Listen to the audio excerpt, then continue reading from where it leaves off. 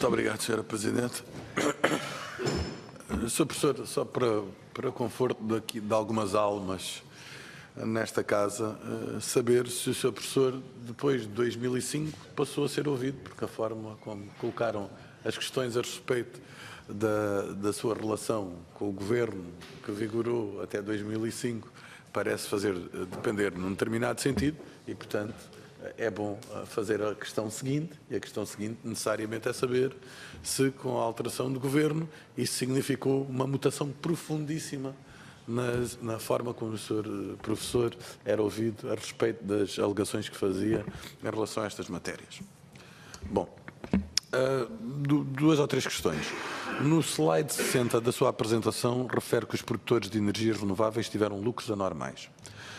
Num relatório intitulado Rents in the Electricity Generation Sector, anexo 4, página 3, Universidade de Cambridge, podemos ler: nestes termos, podemos concluir que a rentabilidade típica observada nos projetos de parques eólicos portugueses seguiu o mesmo padrão e o mesmo intervalo dos observados noutras referências europeias, como sejam a Alemanha e a Espanha.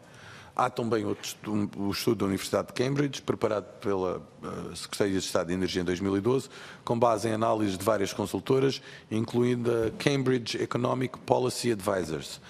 No que diz respeito à PRE, às eólicas em particular, os estudos apresentados no relatório concluem que a rentabilidade média dos projetos foi de 6,2% para o período entre 2000 e 2010, virtualmente idêntica à média do custo de capital exigível, que era 6,1%. Qual é a razão para a sua diferença de opinião em relação a estes estudos que eu tive aqui a ocasião de citar? Outra questão, o slide 71 da sua apresentação, e que toca também com aspectos que estão aqui tratados, que têm que ver com o seguinte: a propósito da conversão dos CAI em CMEC. Por um lado, explicar em concreto como é que agrava as distorções do mercado. Eu acho que esse ponto é muito importante esta Comissão compreender isso em detalhe.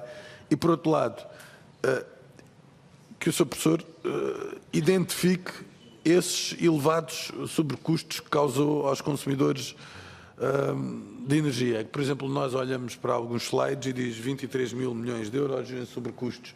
É preciso saber o que é exatamente esse sobrecusto e o que é que representa cada uma das suas componentes, para se perceber até o próprio conceito e o perímetro de avaliação que estamos a fazer. Porque, se é como o Sr. Professor está a dizer, é importante nós termos os dados, as fontes que sustentem essas afirmações.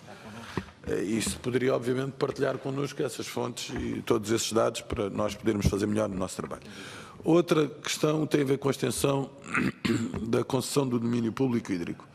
O Sr. Deputado, ao contrário do que foi dito aqui pelo Sr. Deputado Jorge Costa, a abertura legal para a extensão do domínio público hídrico não decorre da legislação CMEC, mas sim dos CAI e da legislação existente, nomeadamente dos Decreto-Lei 182/95, 183/95 e dos CAI no seu ponto 15, que refere expressamente as condições da prorrogação da concessão do domínio público hídrico. Está previsto nos CAI, no ponto 25, que a negociação desta extensão devia ser negociada a 5 anos do fim do prazo de vigência dos CAI. Estava previsto também que a operação resultante dessa extensão deveria ocorrer no mercado não vinculado. O Dr. Manel Pinho afirmou que a extensão da concessão do domínio público hídrico era um imperativo legal decorrente da aplicação dos CMEC. Questionados sobre o mesmo assunto, os professores Jorge Vasconcelos e Vítor Santos, ambos responderam que essa extensão, para além do prazo dos CAI, não era um imperativo legal decorrente da legislação dos CMEC.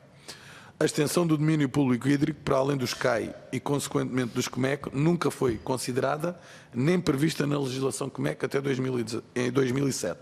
Só em 2007, e depois de fazer um conjunto substancial de alterações legislativas em vários domínios, é que o Ministro Manuel Pinho, através do Decreto-Lei 222/2007, criou as condições para a prorrogação da duração dos direitos de utilização do domínio público hídrico, para além da duração dos CAI.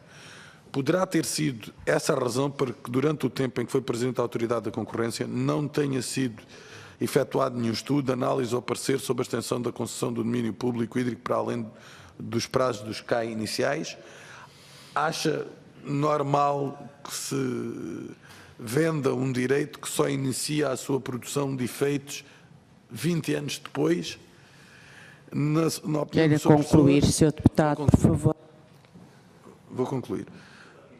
Na sua opinião, qual foi o motivo que conduziu o Ministro Manel Pinho a fazer a referida prorrogação antes do prazo estipulado para tal nos termos do Decreto-Lei 183 de 1995, ou seja, os tais 5 anos antes do termo dos contratos de quem? Muito obrigado. Muito obrigado.